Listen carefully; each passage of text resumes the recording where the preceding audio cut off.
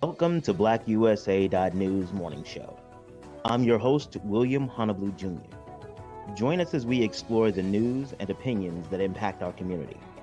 We break down how the major stories have a very personal, local, and racial impact. No topic is off limits, but even if the conversation gets rough, we're always going to keep it real.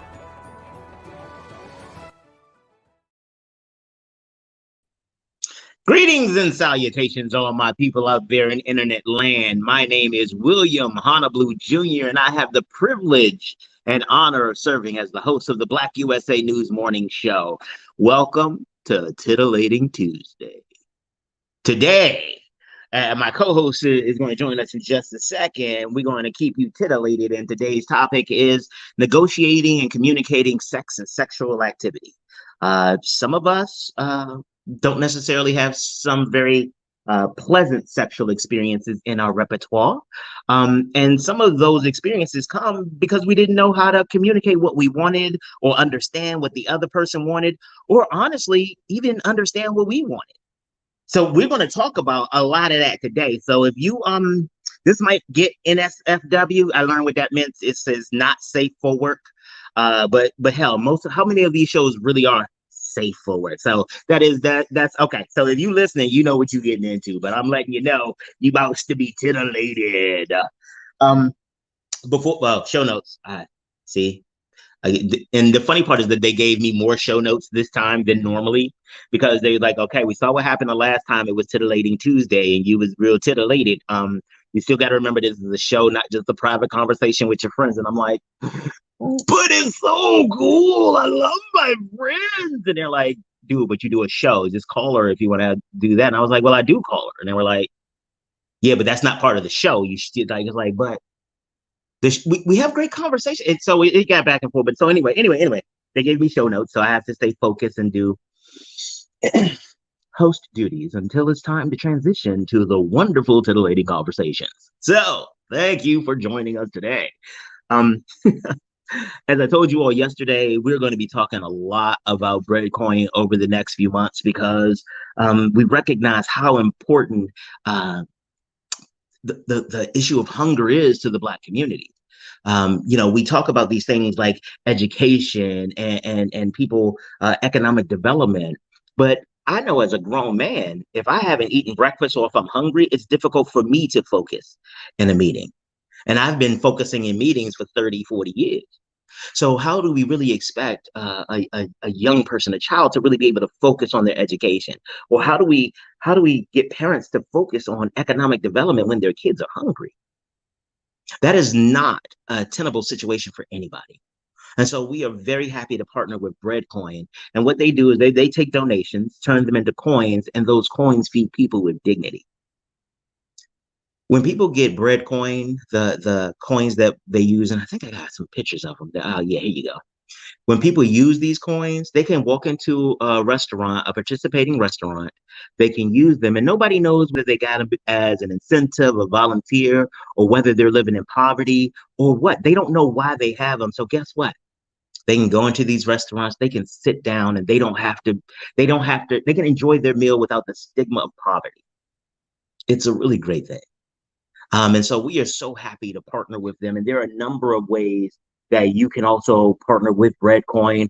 Let's see. Actually, just hit up their website, breadcoin.org. They're a wonderful nonprofit organization and have partners all over the DC metropolitan area in Northern Virginia and also in Baltimore. We also, like I said, we want to highlight those businesses that are supporting Breadcoin and really trying to address issues around hunger. And today is Terra Cafe. Big shout out to Terra Cafe, Terrence and them over there. Terra Cafe is located in Baltimore, Maryland. They have some amazing fish. Like their fried fish is phenomenal. And I know y'all like, oh, how do you eat everywhere? I've been here for a long time and I appreciate some good food. You can't get diabetes just by, well, no, you can't get diabetes sitting. I didn't get diabetes just by sitting around the house and waiting for stuff. I went out and found food. Okay, that might not be something that's not a flex. Okay, that's probably gonna end up a show note.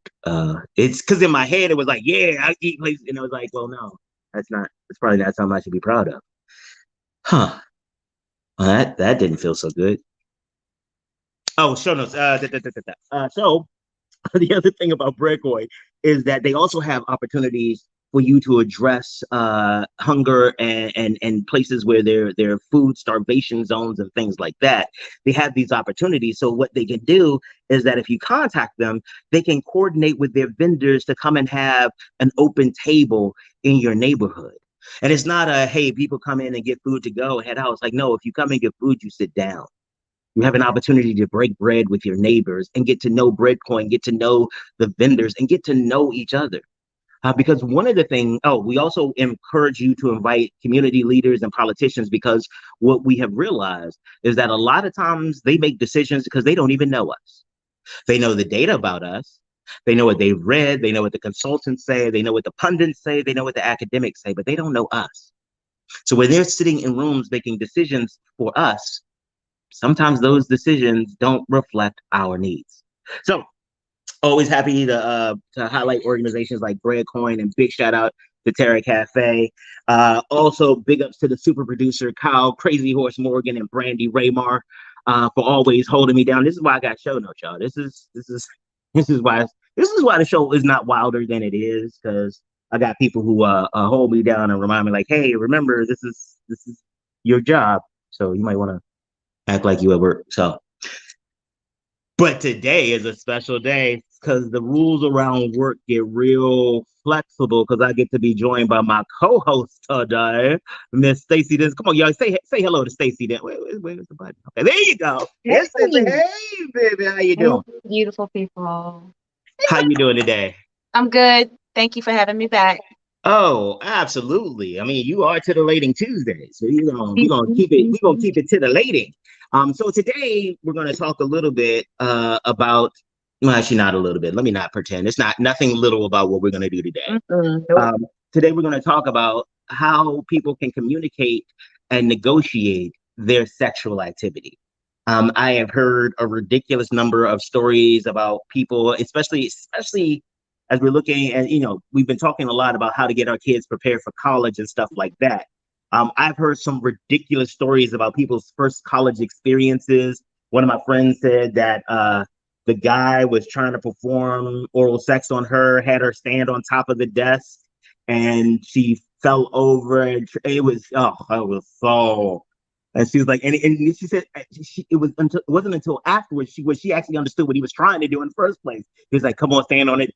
Why are we doing this?" And she was like, well, okay, okay, I guess I'll stand here, because she had this was her first set of experiences. Exactly. Had no frame of reference, none, and was like, okay, if you say this is what we need to do to get it done, I guess I will stand on the just so homie can say, yo, I had her stand on his table. And she like, all right, but I'm about to break my neck. Right. Okay. So you know what? Show note.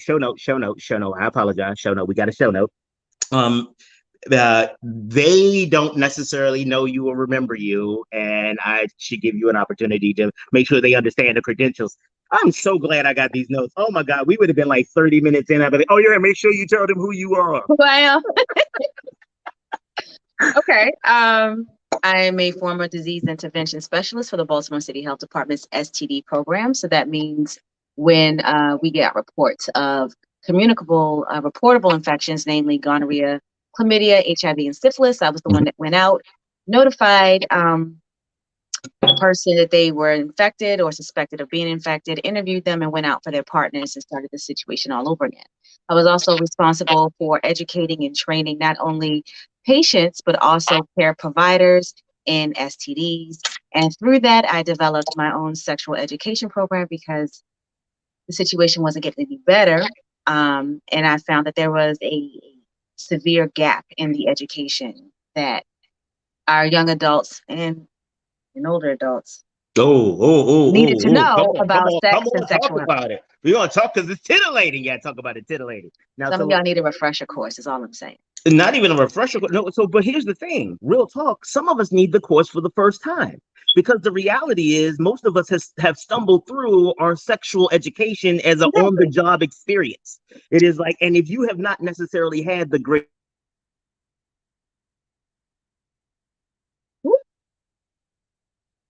Oh my gosh, William, I think I lost you.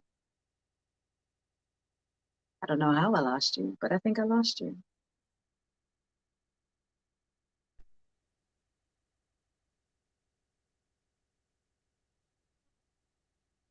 Can you hear me? Nope, you stopped again. My bad. There you go. I apologize. I had to go away. I got too excited. I'm assuming that that my signal provider realized I needed to calm down. It's like, no. You know what I bet? I Now that I had to think make sure about it it, wasn't me. I was like, did I do no, something? but you know what? I think you know what it probably is. I bet you like either Horse or Brandy out there with a button, and they was like, oh no, calm it down. I do not need to be censored. I shall not be censored. Okay. All right, sorry. Okay. That's hilarious because your face is stopped, but I hear your voice. So at least I can hear your voice. Oh, that is weird. They are really fucking with me today. Okay, well, you know what? I'm gonna still go with my voice. So you know what? If you can't see me, you just keep it going Yes, I because will. that's how we keep it titillating. Okay, so you used to go when you would get reports of individuals who tested positive for gonorrhea, syphilis, HIV, and those things. You would go and talk to them, and it wasn't just like, oh, hey, so funny. Kyla's like, it wasn't me. All right, so we're gonna have to talk to Brandy and find out why I keep going out. That's the thing we're gonna have to do as a team. So I appreciate. See, and again, this is how you know your team watches you. They're like, no, don't even try to blame it on me because I know what's gonna happen at the meeting. Don't do that. It's like, okay, sorry. Yeah, no, the on paper the job is, you go and you look for people who have sexually transmitted infections and you interview them. Mm-hmm. But in doing so, you learn a whole lot more. Right. You learn about where they met their partner, how they met their partner, how long they've been with their partner. And Mm-hmm. in the conversation, you kind of pick up the criteria they had for choosing that partner, Mm. and I'm like, hmm, okay. And in some of the situations, we had a few long-term relationships, Mm-hmm. um, some non-traditional relationships. Mm-hmm. And then we had those people who put more thought into choosing their Jordans than they did sex partner. And it was those Mm. people that I needed to to really talk to. Right. Um, because you need to put some thought into it. And then as I kept getting these cases and Uh-huh. talking to people, I realized that there are a whole bunch of things that shaped how they chose their partner. It could have Mm-hmm. been TV, Mm-hmm. what was hot. Um, it could have been their culture. The health department may be in Baltimore City, but I got a whole diverse culture. I got people that came from West Virginia and ended up in my Baltimore City clinic for a checkup. And I'm like, how did you cross like 21 counties to get here? To here, because Baltimore City will test anybody. Mm-hmm. They don't even care where you live. We'll test anybody. And I'm like, but you literally cross state lines 44 counties later. How did you get here? But some of that has to go with the stigma associated, like this whole Exactly. idea But you that, see what I'm saying? yeah, Exactly. yeah, So you yeah. got social cultural context. I have people from every religion Mm-hmm. slide through. And all of those things shape how we choose a partner. Mm-hmm. And then when we choose that partner, what we say to that partner to get them drawers dropped, Right. right? All of that shapes it. Absolutely. And it's very interesting to see that. And so I had to find a way to talk to them about, okay, so you're gonna have to negotiate how you have sex. Did you know that this person had like 4 other sex partners besides you? You didn't. Did you ask? Mm. You just assumed you were the only one. That's sweet. But you didn't ask. You know what I mean? Oh, Kyle is giving you a big up on your shirt. Shout out where you get your gear from because everybody looking for some. Exclusive Touch. My soror in Ohio and her husband, who's also Fred, have an online boutique called Exclusive Touch, and she is the creator of the shirt. All right, exclusive touch out in Ohio. So make sure you all hit them up because anytime we find some good people doing some great things, we're gonna make sure we shout them out. Okay. Absolutely. So you got this whole situation where you are talking to these people. They are clearly demonstrating that they have not given much thought to their sexual health. Now, and I think some of that is I think some of it is a larger social context because we don't necessarily teach people. We teach people about the romance and the dating and this, and we kind of leave discussions about sex to the boys' locker room Or the for TV, instruction. or the Harlequin romance novels. You see how old I am. Okay, so wait. Let me tell you. I'm glad you brought those up because now we can make it about me. When I was like during my formative years, we didn't have summer camps back then, and we lived in the DC where they were using crack and first started killing people for random stuff. So like it was brand new, the random killing thing. That was so new. And my mother was like, "Oh, we don't go places that doesn't have God at the forefront." So there was a lot of places I didn't go and find in a summer camp. And one summer, I read probably between 20 and 30 Harlequin romances. Do you know, I real talk, part of my therapy is still deprogramming from the toxic stuff I learned there. And some of it guided my expectations of sex and sexuality. Exactly. I always thought it was, we don't talk about sex, it just happens. I lean into your eyes, and as your breasts heave with the hunger for my passionate manhood, you move forward. And I'm like, okay, we don't have to talk about nothing. Once things start happening, then you just know what to do.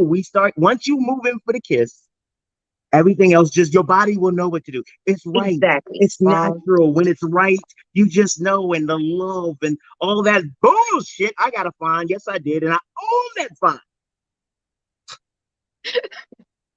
You got bamboozled, honey. You got led astray. I need to stop before somebody presses that button again, and I can't talk to you. So I'm gonna calm down and give it to you. I apologize. But real talk, this is some stuff I literally am still going through therapy through. And one of the issues, I didn't realize how dysfunctional my view of sex, sexuality, and all of those things were. I had a cross between lots of porn watching, some Christianity, and then Harlequin romance. Do you know how crazy it is? Because as parents, you don't want to think about your kids having sex. You don't want to think about the things that come with it, because one of the things that helped me as I was trying to investigate people and interview them about their sex lives is my one guiding principle. People will lie on their mama before they tell the truth about their sex life. Ooh. Okay. Woo. Because sex is personal. I don't care what you think about how I dress, but do I have that good gushy? Don't tell people I don't. You know what I mean? You know what I mean? It's personal. It's very, very, very deep rooted, especially in our culture. So, as parents, you don't want to think about your kids having that moment, and so most people do not talk to their kids about what they should expect, what they may want out of it, because you don't want to have that conversation. I had it with mine though, because you're not going to go to campus and then tell people you my son. He was sitting there like this. He was like 17. I knew he was going to head to Morgan State University, go Bears, soon. And I'm like, look, Poochie is going to fall like manna from heaven on that campus. So I'm going to need you. And we're going to have a talk. And so he was just sitting there like, why are you saying these things to me? It's like, can it please stop? And I'm like, no. So let's talk about what an orgasm is and how you should. I said, and first, let's talk about how you approach women. I just need to make sure. I said, I know you are a good young man, but that's what I see. I need to hear these things. I need to hear it from your mouth. And so we had to have some really, we had to have some conversations, because if you never hear it from another adult, you should hear it from me. And then you can make a decision as to how what I say fits into your life, because that's what we all do, right? Everything our parents do is not everything is not applicable to who we are as a person. It may not be, but he had to at least hear from me. And so I never wanted my kid to say, well, my parents never told me. Right. Oh, nope. Not only did I tell you, I showed you with pictures. Hello. So no. Just in case you were a visual learner, here's the cooch. Yeah, no, we're not doing that. This is what it looks like. So I don't know if people heard the story you told last time about having to have conversations with people about, like, did you notice discharge? Like, oh, I don't look at that because and not knowing enough about the human body. I was telling somebody about it. It was green, but he said that was just pre-cum, and it was like, no, honey, it's not green though. No, nothing green should shoot out of that, sweetheart. No, this is not Taste the Rainbow. What are you doing? Don't put your mouth on that. That's not the same.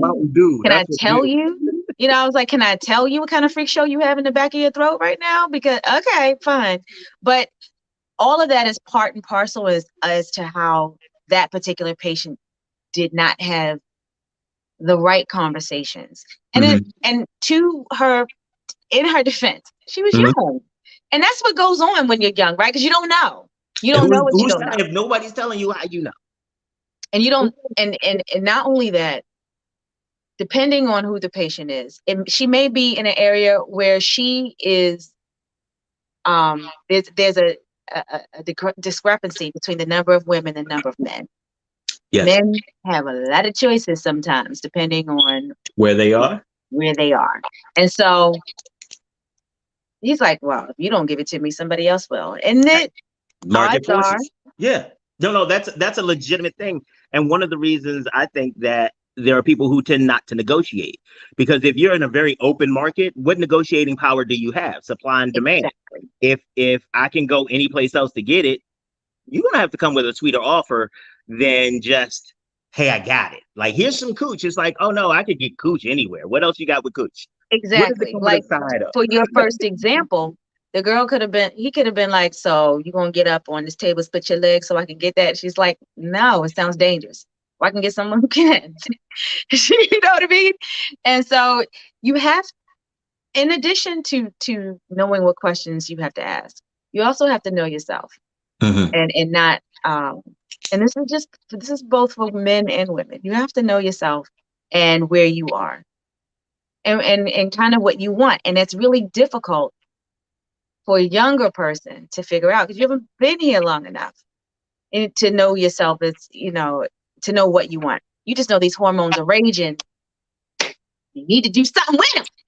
I gotta get this up off me. Gotta get this off.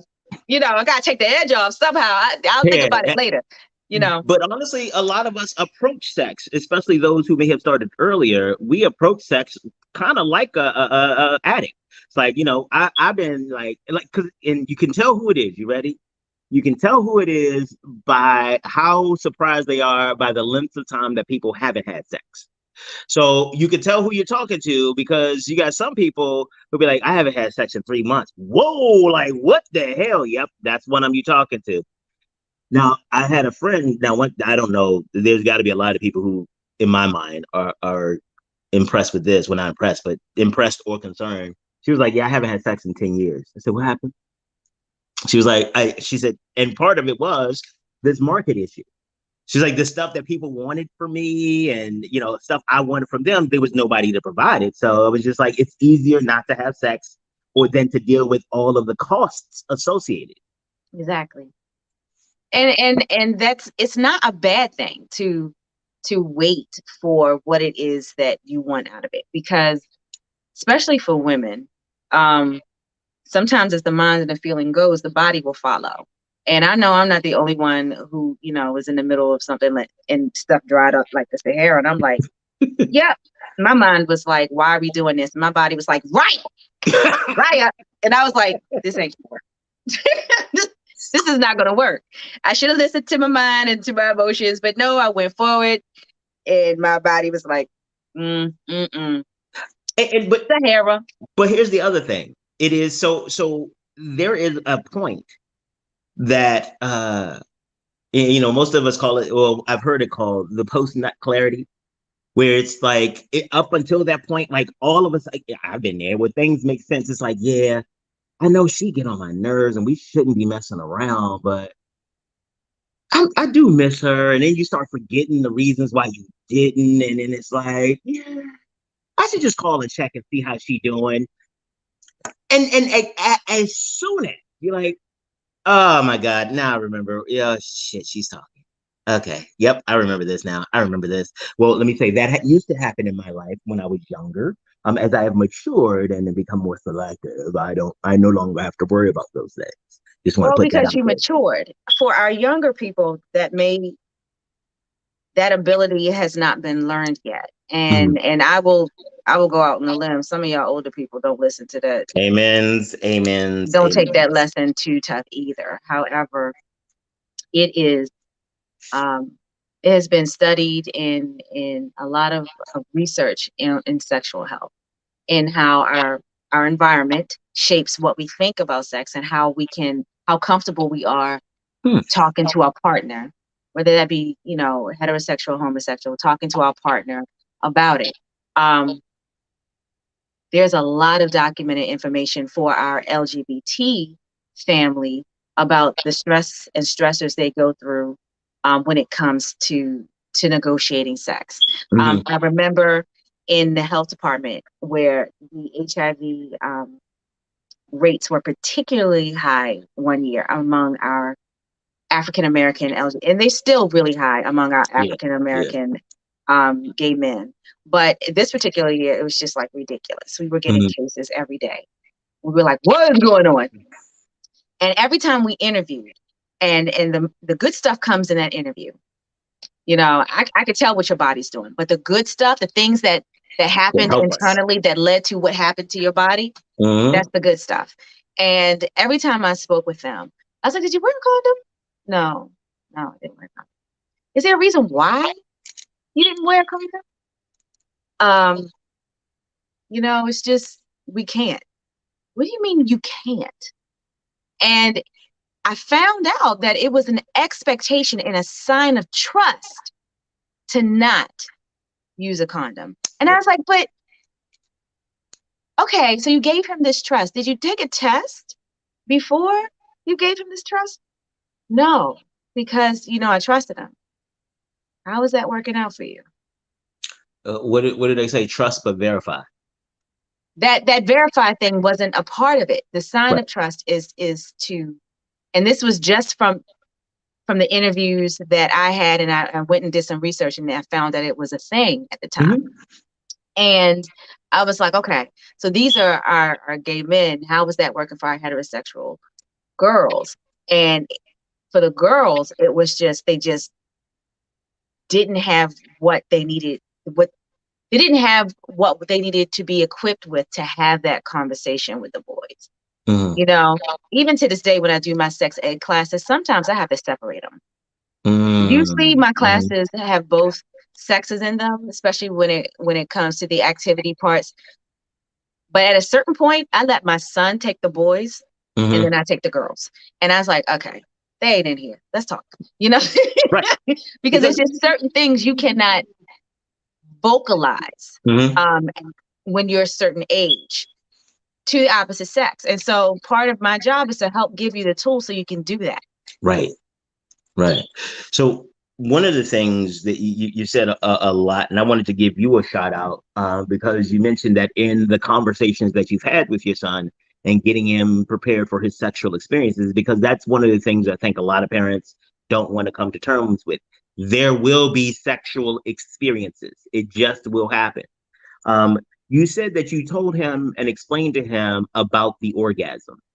And knowing you, I know it was both the physical, psychological, social, and emotional context of it all.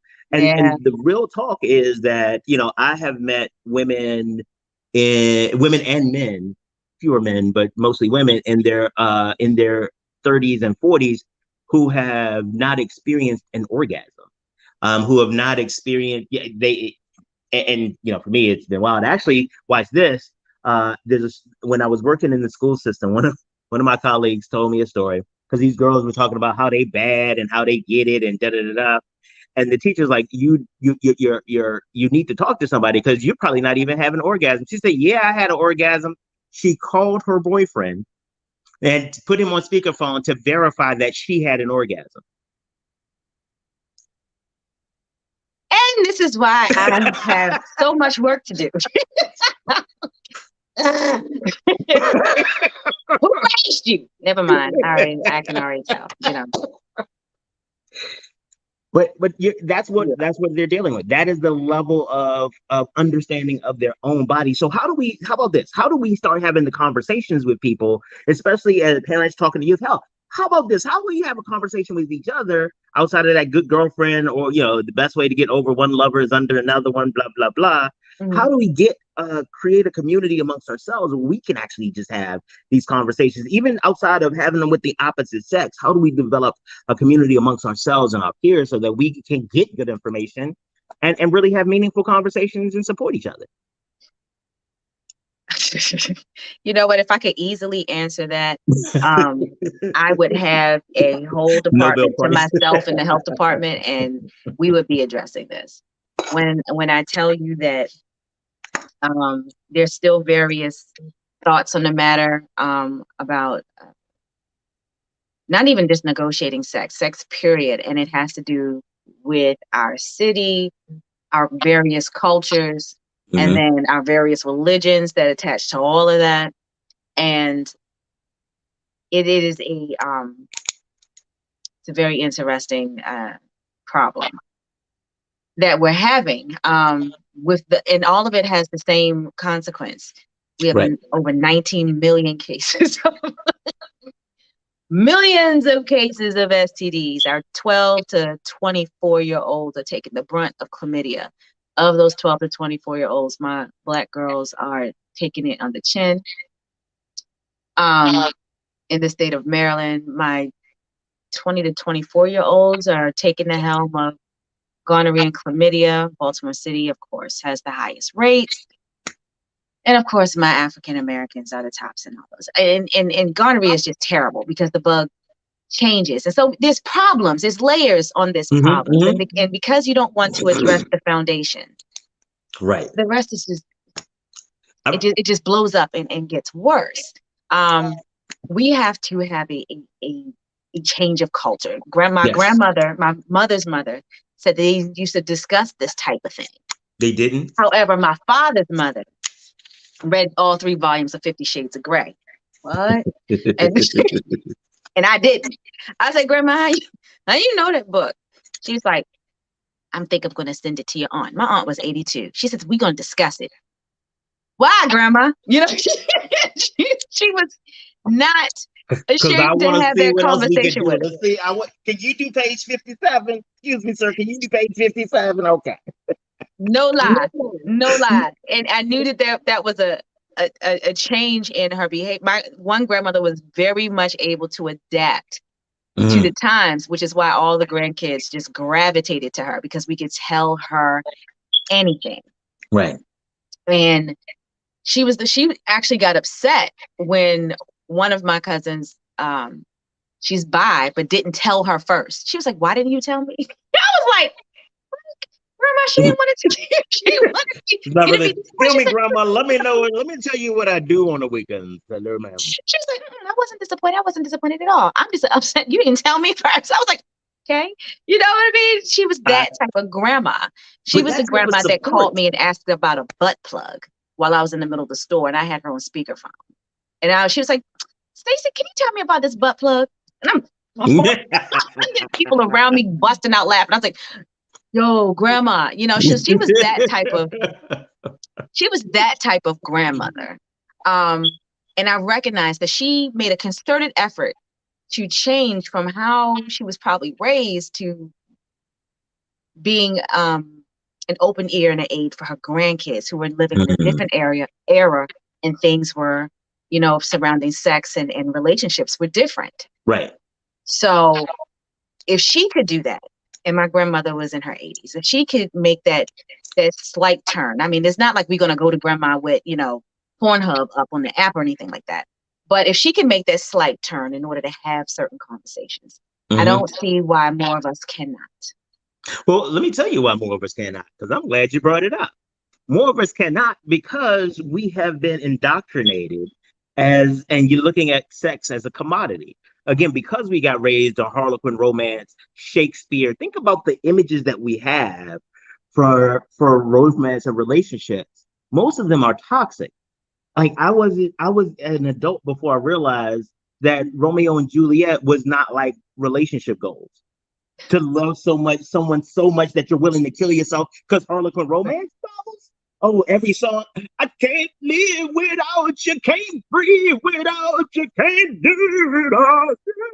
You have Like lost it, it. but you see, like that. That was everything, and all of the music, all of the poems, the things that used to get you moved so much were all of these obsessive things. And especially once I got you, we would have all of the sex, all of the time, in all of the ways. Okay, maybe not everyone. Maybe in retrospect, this is probably one of those times I wish this was a pre-recorded show. Go ahead. Stacey. You know what? I will say that because of what I do, it tends to be easier for me to have that conversation with with the men I've had relationships with. Mhm. And so when I pop off with a question, they're like, "You just come right out and." You just ask. You're just gonna ask that, huh? Just ask I that. said, well, yeah, but just come out and ask. Oh, I we don't have to was work up like, to it. We don't have to use euphemisms. You're just gonna say the words. Just gonna do that, yeah. huh? I was like, so, I was like, so do you like spanking? And he's like, I mean, I can, I was like, have you ever done it? I just need to know these things. And so it tends to be easier for me to have that conversation because I want to know and I don't care. And if I got to have sex with you, we're going to need to discuss some Oh, things. yo, no, So you didn't say if I gotta have sex with you, yo, babe. I'm just saying, Consent is a thing. if that's what's happening. Hey, you know what? You brought up something. So here, there are a couple of things that I've come across in the last few weeks that I think Titillating Tuesdays is an appropriate place to bring up. Two scenarios. One, a friend of mine called me and she was like, I need to talk to you because for a lot of, well, for a lot of my friends, I am the judgment-free space where they can come and share things that may otherwise not be received well. Right. So she was talking to this guy, and this is before they were becoming intimate. And so she has let's have all of this conversation before anything pops off while we're in the dating phase, which is wonderful. One of the things is they were talking about their kind of sexual fetishes and things like that. He said that he was interested in pegging. And so, for those of you all who don't know, pegging is when a man, well, I guess anybody likes to have things inserted anally. And so she was like, is he gay? And I was like, whoa, wait, okay, all right. So how do we make a jump? Because again, some of these stigmas and things like that, like if a man likes something in his butt, he must be gay, has to be gay, da da da. And so, and I was like, so did you ask him? She said, yes, I did. I said, but what did he say? She said, no. And she said, I said, did you ask him, has he ever had experience with a man? She was like, no. And I was like, okay, so if he said that, she's like, but what if he's lying? I said, let's make sure I understand. You are comfortable believing that he wants you to shove something in his anus, but somehow you have to draw the line of believing that he has not had a man put something in his anus.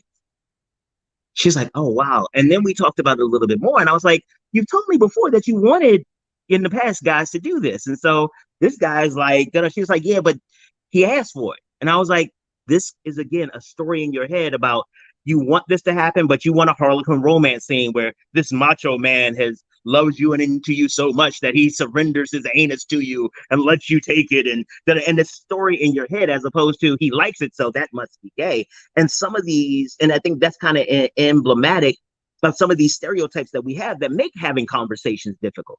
Because one of the things that she said that he said to her after the conversation, he called her back and said, thank you for actually talking to me about it and not just hanging up. He says, because when I've told other women about that, that kind of ended our relationship.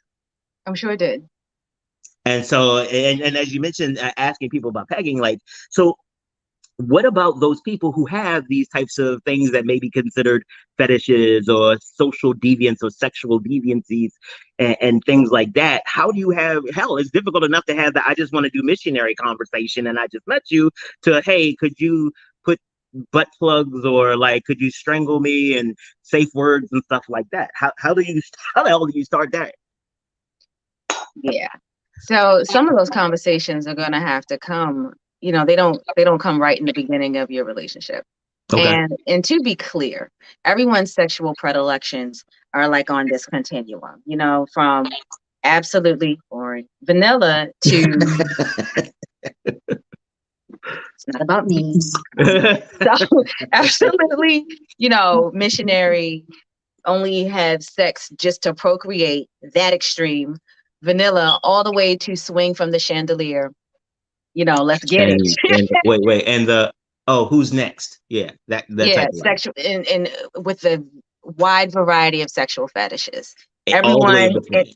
just like skin tones and everything else, everything is on this wide continuum, right? Mm-hmm.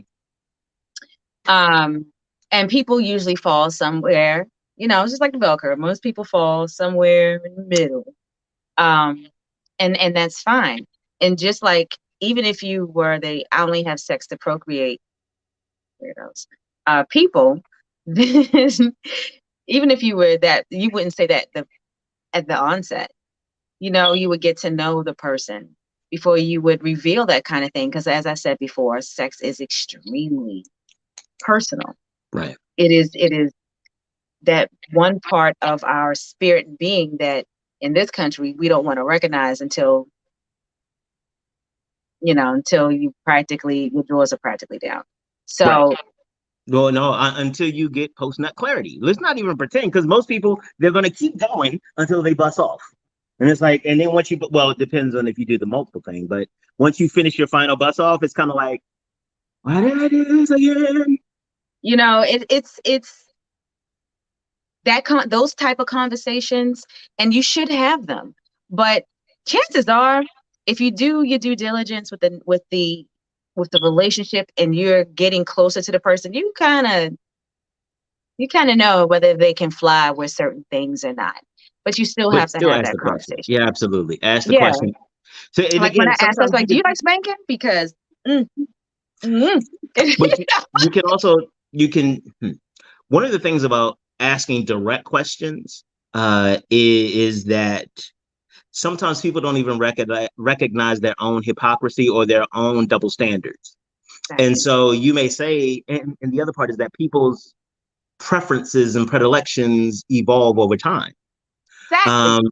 That, like, well, I would say the 17-year-old me would be incredibly surprised, but he wouldn't. He was, well, anyway, separate issue. I have a unique set of circumstances, so never mind. But most people, as they continue to mature, their tastes change and evolve and stuff like that.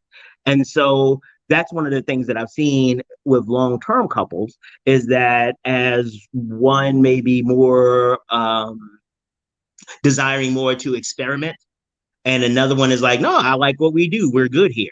And those things, how do you negotiate those types of conversations, especially in the context of the market we were talking about earlier?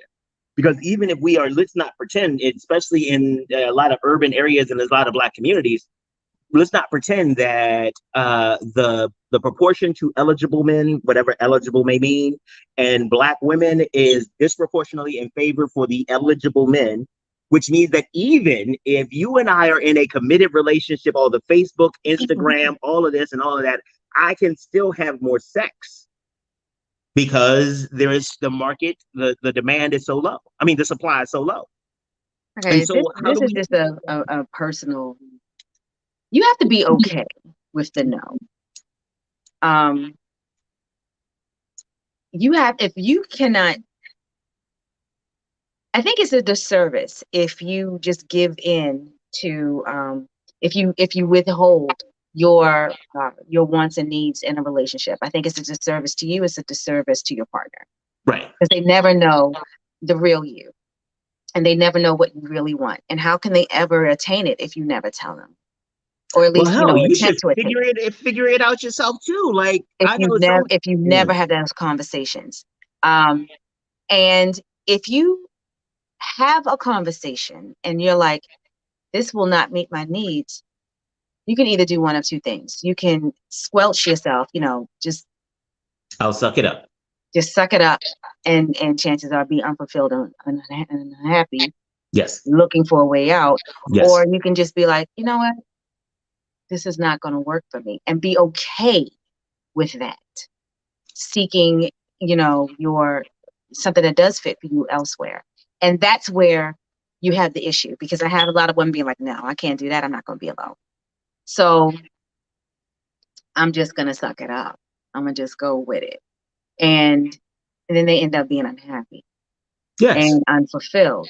And shoot, depending on the partner, may lose the relationship anyway. And there are plenty of times when I've been like, nah, I'm good.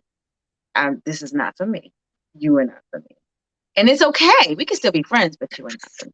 Absolutely. You're not for this girl anyway. Yeah. So, but I think and you have to be okay with that. But you have to know yourself and be strong enough in yourself to make that decision.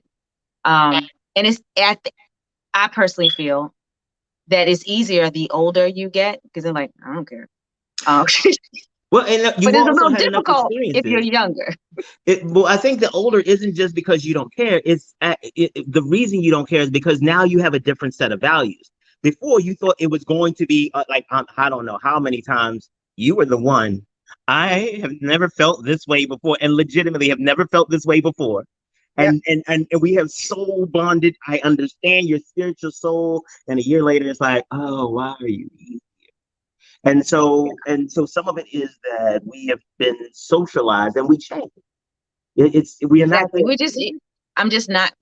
I'm not who I was when I was 18. When I was 18, I couldn't. I hit college campus at Florida State University, and that was over. I was away from my father because I was raised by my dad. Yeah. I was raised by my father. So it was over. I hit that campus and I was like, I am several states away. He ain't driving up. Freedom. But I'm not the same person that I was at 18. And so now I can tell someone with absolute certainty, and probably pictures, as I said, of what it is that I like and I want. And I would hope that my partner would do the same for me. So, because you need to be compatible. What did my grandmother say? Evenly yoked. Yeah. It's not just the spiritual, it's not just because, Bible or finances or anything else. It's also sexual. And so, shoot, if you're having problems having that conversation and negotiating that thing, find someone who does not have that type of filter, and take some cues. And role play with some of your friends, actually, because I know there's some times with my friends, and normally this is less on the sexual side and more on the relationship side, where it's like, well, I want to tell him this, and I was like, well, what if he says this? And we role play the whole thing through, and it's normally like, well, I don't feel that he is. One of them, we were just recently talking about, she doesn't feel that her boyfriend was spending enough time with her. And so we went back and forth with it. I stood in his roles like, well, what will he say? Because not just to prepare her for an argument, that wasn't it, but just to get her to think about it from a different perspective. And I think that if we can create these kind of cultures in our own personal circles, which starts with us becoming more comfortable with these conversations. Exactly. We can't expect our friends to talk about stuff we haven't spent time educating ourselves about. Especially one of the things that you keep reinforcing in this conversation is that most of the time, people who are having difficulties with these conversations have not taken an opportunity to get to know themselves. And I'm talking about getting to know themselves sexually. There's a lot of shame around self-touching, a lot of stigma around it. But I'm going to tell you what, sometimes you just got to bust one off either to go to sleep, get your mind right, and stuff like that. It is a natural biological function that your body wants. For many people, I know there's some people. Look, if you don't know how to please you, how do you expect somebody else to come in? And don't do that. Don't put that type of pressure on them. Child, I am good to me. And you should be good to you too. Right. And that's what you'll know when someone misses the mark. Like, that's not it. And you can help them. Now, also be comfortable with your partner, making sure that they understand that any direction you give is more designed for your pleasure together and not necessarily to be bossy. Because at least for me, the reason, unless I call you in advance and tell you that, yeah, this is going to be something I just need to work out and you just need to help me with it. Otherwise, the idea is that we're here for our mutual pleasure. And so I need to know as much what is good for you, and I need to be able to share with you what's good for me. Because if I'm doing something that you don't like, I need you to do something else. Even if it's something you liked yesterday, that's like, okay, now it's too tender, need you to move someplace else. Like, that's a real conversation we need to be. Well, you bring up a very good point in that. Not all sexual encounters have to be for the goal of a long-term relationship. But as long as both parties know that. Right. It is okay. Don't have one party being like, oh, he's my boo, we're gonna be together forever, and you just like, or the girl's like, this was just because I needed an itch scratch. Thank you so much for scratching that. As long as, and that's also another part of negotiating. It doesn't have to be because you are in a long-term relationship. Yep. However, studies have shown that more women want to be in a long-term relationship, but because of that schism in number, they settle for the right here, right now, because because there are more of them than there are available men for them.